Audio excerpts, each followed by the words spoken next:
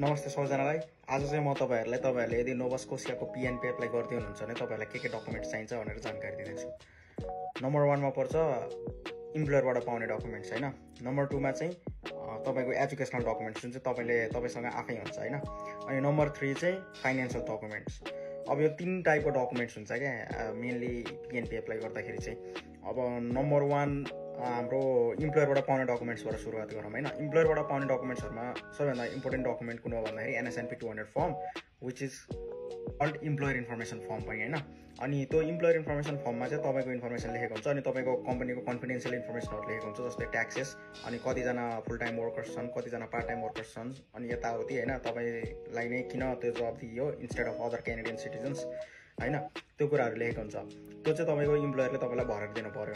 Number 2 is employer registration certificate. Employer registration certificate भनेको चाहिँ तपाईको इम्प्लोयर चाहिँ तपाईको कम्पनी कसरी चाहिँ कस्तो स्ट्यान्डिङमा छ त। इम्प्लोयर त्यो रजिस्ट्रेसन सर्टिफिकेट नलिकन त तपाईको त्यो कम्पनी चाहिँ चल्न सक्दैन क्या नोभा स्कोशियामा।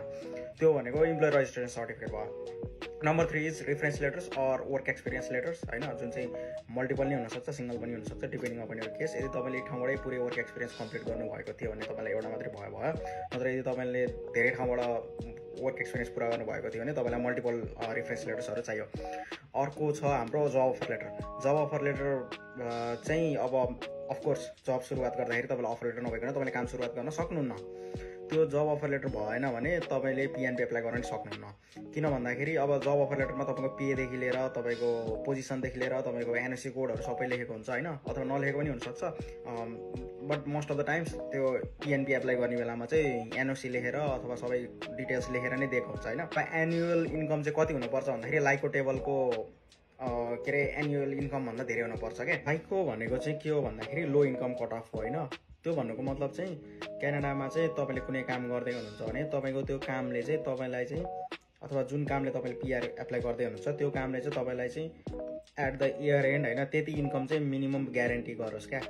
जस्तै अहिलेको रिक्वायरमेन्ट भनेको चाहिँ एकजनाको लागि चाहिँ कति हो भन्दाखेरि 29000 हो हैन, अथवा 29500 29380 छ एक्ज्याक्ट हैन। त्यो भन्दा माथि चाहिँ तपाईको त्यो जबले चाहिँ तपाईलाई ग्यारेन्टी गर्नुपर्छ के।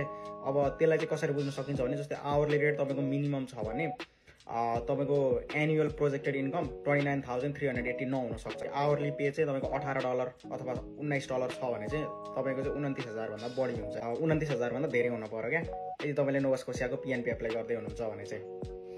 त्यो भयो के रे जब अफर लेटरले कति पे कति हुनुपर्छ अनि त्यसपछि जब अफर लेटरले के ग्यारेन्टी गर्नुपर्छ भन्ने कुरा।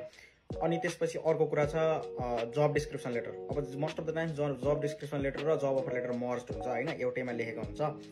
जब डिस्क्रिप्सन लेटर भनेको तपाईले जबमा के काम गर्नुहुन्छ, तपाईको एनओसी कोडमा के काम गर्नुहुन्छ, त्यो एनओसी कोडको जब ड्युटिज म्याच गरेर लेख्ने लेटर हो। त्यो लेटर र अफर लेटर कतिपय केसहरुमा एउटै हुन सक्छ। अब नम्बर नेक्स्ट इज तपाईको यदि तपाईको कम्पनी चाहिँ युनियनाइज्ड हो, इम्प्लोयर युनियनाइज्ड हो भने लेटर अफ सपोर्ट चाहिन्छ हैन। लेटर अफ सपोर्ट भनेको चाहिँ तपाईको युनियनले पनि तपाईको पोजिसनलाई चाहिँ सपोर्ट गर्नुपर्छ। युनियन हेज टु से कि चाहिँ त्यो full time permanent job offer job चाहिँ तपाईको लागि अथवा इमिग्रेन्ट्सको लागि चाहिँ दे आर सपोर्टिङ यु हैन and you are part of union. अब and you pay fees for the union as well हैन। त्यो कुरा भयो। अब हामी अर्को डकुमेन्ट्स तर्फ लागौँ, एजुकेशनल डकुमेन्ट्स। एजुकेशनल डकुमेन्ट्समा के पर्छ? एजुकेशनल डकुमेन्ट्समा चाहिँ मोस्ट अफ द टाइम्स अब सेम ट्रान्सक्रिप्ट्स अनि लेटर अफ कम्प्लिसन अथवा डिग्री कम्प्लिसन लेटर चाहियो हैन। 10+2 को के रे ट्रान्सक्रिप्ट चाहियो। त्यसपछि यहाँ क्यानाडा र पढेको पोस्ट सेकेन्डरी एजुकेसनको ट्रान्सक्रिप्ट्सहरु चाहियो, लेटर अफ कम्प्लिसन चाहियो। अनि त्योभन्दा पछाडि ब्याचलर्स मास्टर्स जे गर्नुभएको छ त्यो कुराहरु चाहिन्छ हैन। अनि वेस्ट पनि चाहिन्छ यदि तपाईले चाहिँ के रे ब्याचलर्स गर्नुभएको छ भने डिग्री इभ्यालुएसन हैन।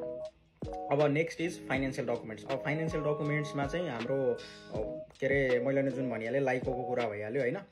फाइनान्शियल डकुमेन्ट्समा चाहिँ तपाईले ब्याङ्क स्टेटमेन्ट्स अथवा ब्यालेन्स सर्टिफिकेट्स देखाउन सक्नुहुन्छ हैन। ब्याङ्क स्टेटमेन्ट्समा चाहिँ तपाईको 2-3 मन्थ्सको रिसेन्ट ब्याङ्क स्टेटमेन्ट देखाउन सक्नुहुन्छ। अनि ब्यालेन्स सर्टिफिकेट्समा चाहिँ तपाईले चाहिँ अब पैसा देखाउनु पर्यो जे होस् हैन। तर त्यस्तो भन्नाले अब एकदमै हेभी अमाउन्ट देखाउनु पर्दैन। तर तपाई पहिलेदेखि क्यानाडामा हुनुहुन्छ अथवा नोभा स्कोशियामा पहिलेदेखि बसिरहनु भएको छ अनि तपाईको फुल time permanent job offer letter छ भने त्यस्तो धेरै पनि देखाउनु पर्दैन। 5 to 6,000 or more than that might be enough हैन, depending upon your case and upon your family size हैन। त्यसपछि अर्को कुरा के आउँछ भन्दाखेरि तपाईँले चाहिँ यदि फाइनेन्सियल ब्यालेन्स सर्टिफिकेटको कुरा गर्ने हो भने चाहिँ तपाईँले चाहिँ अर्को लेटर पनि देखाउन सक्नुहुन्छ। तपाईँ चाहिँ अहिले कहाँ बस्दै हुनुहुन्छ, नोभा स्कोसियामा कहाँनिर बस्दै हुनुहुन्छ, तपाईँको नाममा लिज छ भने तपाईँले त्यो लिजको लेटर देखाउनु भयो भने द्याट एस्योर्स भिजा अफिसर्स अथवा इमिग्रेसन अफिसर्स इन नोभा स्कोसिया कि तपाईँ चाहिँ पहिलेदेखि नोभा स्कोसियामा बस्दै हुनुहुन्छ अनि तपाईँको चाहिँ लिज पनि छ नोभा स्कोसियामा। भन्नुको मतलब चाहिँ अब तपाईँले जति पैसा देखाउनु पर्ने थियो त्योभन्दा अलिक कम भयो भने भयो। अब अर्को हुन्छ के अरे फाइनेन्सियल डकुमेन्ट्समा तपाईँको पे स्टप, स्यालेरी सर्टिफिकेट्सहरू देखाउन सक्नुभयो होइन, which might not be needed होइन, किनभने तपाईँले पहिले नै ब्यालेन्स सर्टिफिकेट देखाइसक्नु भएको छ, अथवा तपाईँले पेचेकहरू पनि देखाउन सक्नुहुन्छ होइन।